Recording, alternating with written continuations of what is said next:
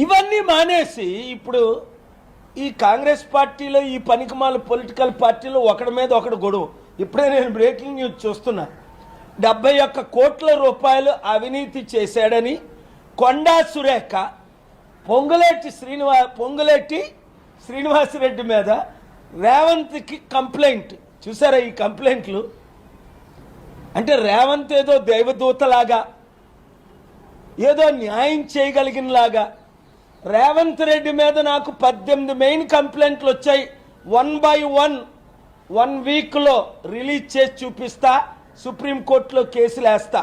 తమ్ముడు రేవంత్ రా, రాష్ట్రాన్ని అభివృద్ధి చేద్దాం, డబ్బులు తెద్దాం వద్దు, సమిట్లు పెడతాం వద్దు, నిరుద్యోగ సమస్య నిర్మూలన చేద్దాం వద్దు, న్యాయం చేద్దాం వద్దు, అప్పులు తీర్చుదాం వద్దు, అభివృద్ధి చేద్దాం వద్దు. మరేం చేద్దాం? దోచుకు తిందాం. వాళ్ళే దోచుకుంటున్నారు. 1 by 1 18 కంప్లైంట్లు నేను పెట్టానా? బాగోదు, రాష్ట్రాలు పాడైపోతాయని నేను కొంచెం ఆలోచిస్తున్నాను మంచి మనసుతో.